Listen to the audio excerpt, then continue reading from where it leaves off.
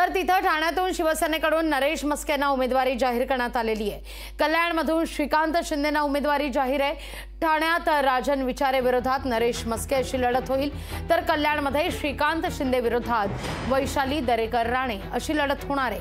नाशिक पालघर यावर आता कोणाची वर्णी लागते हे पाहणं महत्त्वाचं आहे। त्यापैकी पालघरमध्ये भाजपा आपला उमेदवार जाहीर करणार असल्याचं बावनकुळेंनी नुकतंच स्पष्ट केलेलं आहे, तर नाशिकच्या जागेचा निर्णय मुख्यमंत्री घेतील असंही बावनकुळे स्पष्ट करतात। माननीय मुख्यमंत्री एकनाथ शिंदे साहेबांचं खूप खूप धन्यवाद व्यक्त करतो।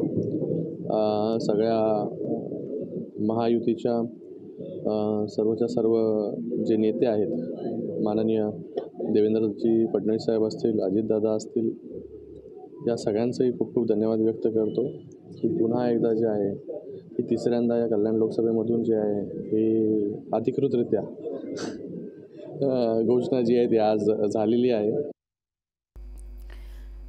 तर कल्याणची जागा निवडून आणणं हे अतिशय सोपं असल्याचं या ठिकाणी मनसेकडून सांगण्यात येत आहे। पाहूया मनसेकडून या सगळ्यावर काय नेमकी प्रतिक्रिया समोर आली आहे।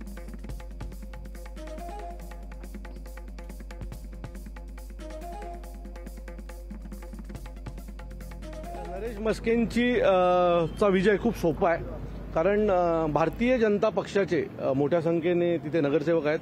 मुख्यमंत्र्यांचं वर्चस्व असलेला ची लोकसभा आहे आणि राजन विचारेंच्या बाबतीमध्ये मागील 10 वर्षात जर तुम्ही त्यांचा कार्यकाळ पाहिलात तर मागच्या 2 वर्षात ज्यावेळेपासून सरकार तुटल्यानंतर ते दिसायला लागलेत। पहिले 8 वर्ष आम्हाला खासदार शोधावे लागत होते। सो मला असं वाटत नाही की लढाई खूप कठीण असेल। मनसेचे तिथे 2 लाख मतं आहेत। मागच्या विधानसभेमध्ये मनसेला त्या 5 विधानसभेमध्ये 2 लाखाच्या आसपास मतदान आहे। सो मनसेच्या मतांच्या जीवावर नरेश मस्के निवडून येते। सगळ्यांच्या आशीर्वादाने, यांच्या सहकार्याने मला ठाणे लोकसभेची उमेदवारी जाहीर झालेली आहे। खूप जणांचं योगदान यामध्ये आहे। खासदार डॉक्टर श्रीकांत शिंदे असतील, आणि हे फक्त शिवसेनेतच होऊ शकतं।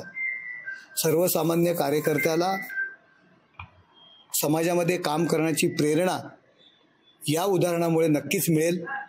एक कार्यकर्त्याचा विजय किंवा कार्यकर्त्याला संधी या ठिकाणी दिलेली आहे आणि सगळ्यांच्या सहकार्याने नक्कीच ही संधीचं सोनं करण्याची संधी जी मला दिलेली आहे ती